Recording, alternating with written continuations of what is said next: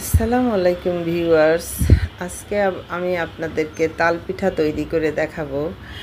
আর ভাবছেন আমি তাল পিঠা কী দিয়ে তৈরি করব? অবশ্যই তাল দিয়ে তৈরি করব, তা আবার এখন এই সিজনে।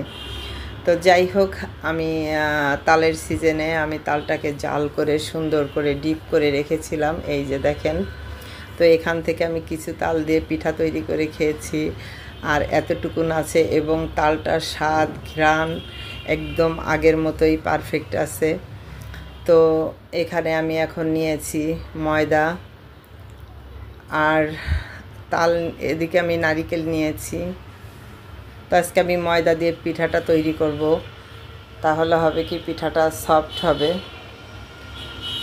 তো আমি এখানে ময়দা পরিমাণ মতো নিয়ে নিয়েছি, আর এখন আমি তালটা ভালো করে বরফটা গলে নেই।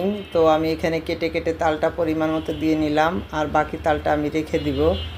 তো আমার তাল আর ময়দা আর এর মধ্যে চিনি দিয়ে আমি তালটা মেখে, দেখেন এদিকে পিঠা অর্ধেক আমার ভাজা শেষ। আসলে ভিডিওটা আমি এখানে কাট করেছি, আপনাদের পুরোপুরি দেখাইতে পারিনি, কারণ আমি পিঠার মধ্যে চিনি দিয়েছিলাম, লবণ দিয়েছিলাম। তো এখানে কিছু পিঠা ভাজি করে আবার এই যে কিছু পিঠা ভাজি করতেছি। তো ভাজি করতে করতে আপনাদের সঙ্গে একটা দুঃখ শেয়ার করি। সেটা হচ্ছে, দেখেন আমি বেশ কিছুদিন হয় আমার মনটা ভালো না। তো আমি একটা আইডি খুলেছি। তো অবশ্যই আইডিতে তো আমার ভিডিও ছাড়তে হবে। তো কখনো আমি কমেডি ভিডিও, কখনো রেসিপি, কখনো টিকটক আপনাদের সঙ্গে শেয়ার করে থাকি। তো এটা দেখে কিছু লোকের খুব জ্বলাজ্বলি শুরু হয়েছে, যারা আমার ভালো চায় না, আমাকে হিংসা করে।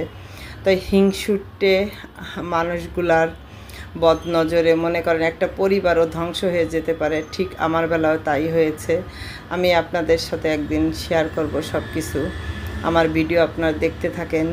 আমি রেসিপি দেখাইতে দেখাইতে আপনাদের সঙ্গে আমার মনের সব কষ্টগুলো বলবো আমি। তো এই পর্যায়ে দেখেন পিঠাটা আমি একটু বাদামি করে ভেজে নিচ্ছি।